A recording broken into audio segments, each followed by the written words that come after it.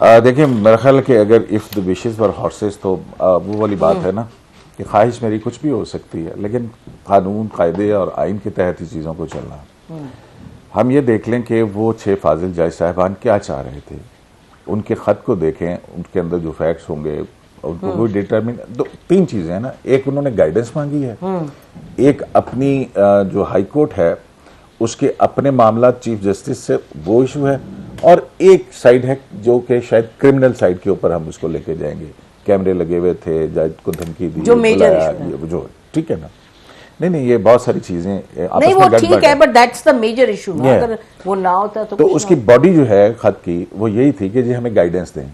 अच्छा, मुझे ये समझ नहीं आया है कि जिस किस्म की वो गाइडेंस मांग रहे हैं वो तो जो जजेस का कोड ऑफ कंडक्ट है उसका जो लास्ट कोड ऑफ कंडक्ट है उसके अंदर लिखा हुआ है, ठीक है। अच्छा, अब उसके बाद जो है ये कहना कि फुल कोर्ट मीटिंग बिठाए के जी ये बिल्कुल इसको सरसरी सा लिया गया है, ये किया गया है। आप ये देखिए इसकी संजीदगी का आलम ये था कि उसी दिन जिस दिन पहले तो ये भी इन्वेस्टिगेट होना चाहिए ना कि चीफ जस्टिस को खत भेजने के से पहले वो खत कहाँ और सोशल मीडिया पे कैसे रिलीज हुआ, जबकि वो 26 को मिल रहा है।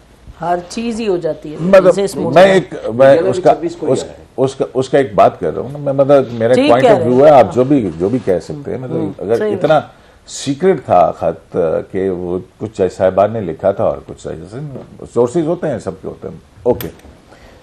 लेकिन उसके बाद के एक्ट्स देखिए क्या हैं। उन तमाम जज साहिबान को बुलाया गया, उनसे पूछा गया, ठीक है। The question is of the inquiry report or full court. देखें, बात यह है कि ये कौन मुझे एक बात बता दीजिए कि इन commission of inquiry act 2017 Pakistan Tehreek Insaf की हुकूमत के साथ मिलके 1956 का जो कमीशन ऑफ इंक्वायरी एक्ट है उसको बदला और फिर इलेक्शंस कर रहा है। क्या वो पार्लियामेंट का कानून नहीं है? क्या जज साहिबान ने जो है वो किसी और जरिए से चलेंगे? सुप्रीम जुडिशल काउंसिल की कार्रवाई ये नहीं है। इन्वेस्टिगेशन एक एग्जीक्यूटिव के इदारे पर है।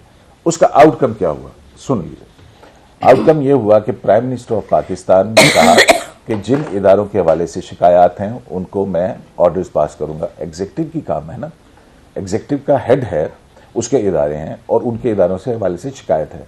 उसने कहा कि मैं उन डिपार्टमेंट्स को डायरेक्शंस और इस किस्म की जारी की जाएगी। लेकिन कोर्ट भी दे सकता है ना, court has the authority. Executive देखे ना, कोर्ट भी दे कोर्ट आपको कोर्ट समझते हैं कि जब करता है नोटिस देता है। मतलब आप ये समझते हैं कि इसके बाद आज के बाद फिर सुप्रीम कोर्ट एग्जिस्ट नहीं कर रही है? क्या मतलब? मतलब क्या नहीं एग्जिस्ट करेगी? अगर वो डायरेक्शन नहीं देंगे या वो फेडरल गवर्नमेंट अपने इदारों को दायरे कार में लाने के लिए कुछ नहीं करेगी तो क्या सुप्रीम कोर्ट उसके पास ऑप्शंस खत्म हो गए? नहीं हुए नेचुरली।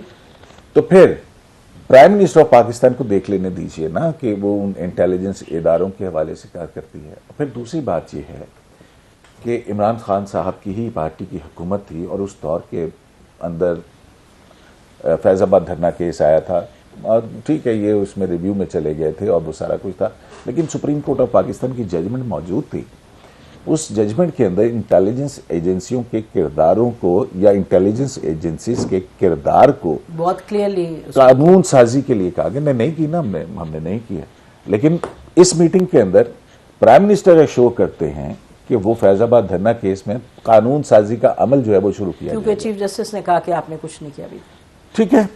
अच्छा, अब ये 2 चीजें हैं। अब ट्राइकोटमी ऑफ पावर की बात हो रही थी ना, तो कानून साजी हक पार्लियामेंट का है, एग्जीक्यूटिव अपनी अकाउंटेबिलिटी करे और अदलिया अपने फैसले देगी जो भी उसके पास एडजुडिकेशन के लिए आएंगे।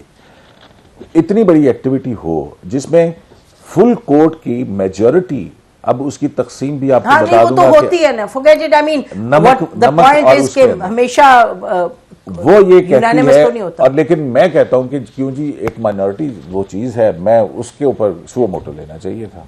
मेजॉरिटी कहती है नहीं, ठीक है। हाँ, आई थिंक इनसाइड जो डिस्कशन हुई है वो तो क्लियर है। एक एक चीज लिखी है फुल कोर्ट की जो प्रेस रिलीज आई है उसके अंदर एक एक स्टेप और एक एक चीज। हाँ, उसमें ये नहीं लिखा मेजॉरिटी माइनॉरिटी, लेकिन हमें सबको पता है कि जो मेजॉरिटी थी इट वेंट अलोंग विद ये जो डिसीजन हुआ कि उसका।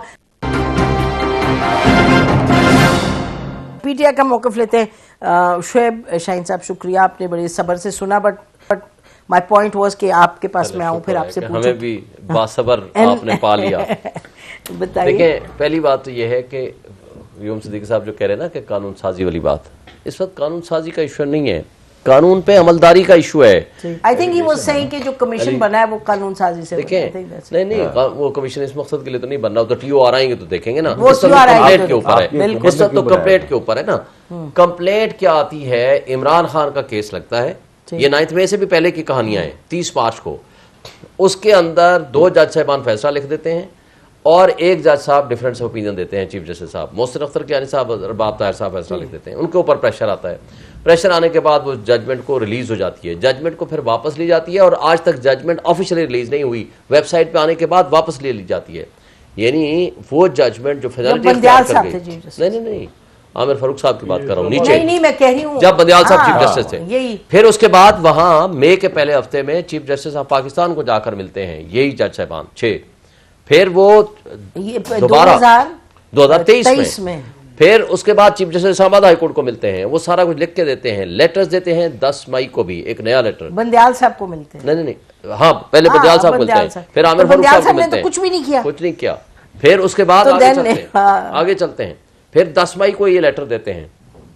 ये अजब बात नहीं कि बंदियाल साहब ने कुछ नहीं किया उस वक्त। तो उस वक्त चीफ जस्टिस जो मौजूदा चीफ जस्टिस हैं काजी फैसल साहब से भी मिलते हैं, सिर्फ उनसे नहीं मिलते, OSD थे उस वक्त, प्रैक्टिस एंड प्रोसीजर नहीं था, चीफ अच्छा, जस्टिस ऑफ नहीं पाकिस्तान थे, he was the senior most जज, हाँ। चीफ जस्टिस बनने वाले थे और आज तो बन चुके हैं ना, पिछले आधे तो पौने साल हो गए, 9 महीने हो गए, उन्होंने भी कुछ नहीं किया। अच्छा, उनको आकर मिलते हैं, हमें किसी जात की बात नहीं है, नहीं, बात ठीक यह है, है कि इंडिपेंडेंस ऑफ जुडिशरी का जहां ऐसा इशू आ जाए, जो जज साहबान अपने लिए यानी जो 25 करोड़ आवाम के लोगों के हुकूक के जामिन हैं, उनके तहफ़्फ़ुज़ की उन्होंने कसम उठाई हुई है कि हमने लोगों के बुनियादी इंसानी हुकूक का तहफ़्फ़ुज़ देना है, उनके अपने बुनियादी इंसानी हुकूक को तहफ़्फ़ुज़ कौन देगा? और उनको उठा करके उनके इलेक्ट्रिक शॉक्स लगाए जाते हैं, उनके बेडरूम्स के अंदर से कैमरे निकलते हैं और जजेस के क्रैकर फेंके जाते हैं उनके घरों के ऊपर। तो ये कमीशन नहीं कर पाएगा इस पे इन्वेस्टिगेशन? देखें, पहली बात तो यह है कि अगर मैंने बड़े सबर से सुना है सारे,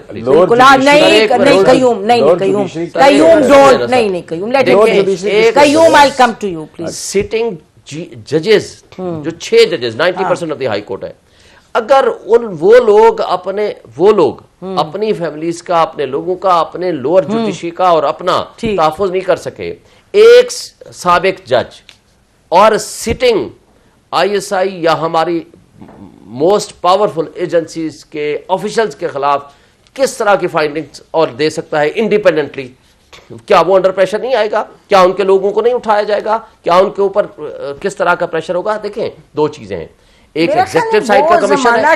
एक सेकेंड, ये मैं कहना चाहूंगी कि जो पहले होता था ना कि ISI के खिलाफ कोई कुछ कह नहीं सकता, सांस नहीं ले सकता, ये मेरा ख्याल है हालात अब थोड़े मुख्तलिफ हैं। मेरा we'll have to wait and see. आपकी जो कंसर्न है मुझे समझ आती है, लेकिन अब कौन जज बनता है? देखिए, पिछला साल लोगों को, हमारे लोगों को उठाया गया, तो बोले हैं, सो लोग बोलते नहीं थे, किंग्स पार्टियां बनाई गई, हमारे लोगों को तो लोग बोले हैं या नहीं करके मारा बोले गया, या नहीं बोले? बहुत सारे लोग नहीं भी बोले, आज तक नहीं बोल रहे, बहुत सारे लोगों ने पार्टियां तब्दील की इसी वजह से, बहुत सारे नहीं, कुछ लोग बोले हैं, इसमें कोई शक नहीं, लेकिन कुछ लोगों के साथ जो कुछ हुआ है, बिल्कुल वो सारी चीजें आप मद्देनजर अगर रखेंगे 100%, तो हम क्या एक्सपेक्ट कर सकते हैं कि अगर इतने बड़े इशू को मौजूदा चीफ जस्टिस साहब जो खुद इस तरह के सर्वेलेंस का शिकार रहे हैं बकौल उनके, तो मुझे बताएं कि आज अगर फुल कोर्ट बैठता, अगर जजेस को, अच्छा फिर जजेस ने बड़ा जबरदस्त बात की, उन्होंने कहा कि इस तरीके से गाइडलाइन दें और बाकी जजेस से भी पूछा जाए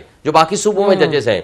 ये सिर्फ इस्लामाबाद के जजेस की उन्होंने हिस्ट्री दी है, बाकी यहाँ क्या हो रहा होगा? उन्होंने कहा कि इस तरह का मैकेनिज्म बनाएं ताकि सारे आकर शिकायत लगाएं, आपको बताएं, सच बताएं, ताकि चीजें आगे लेकर चलें।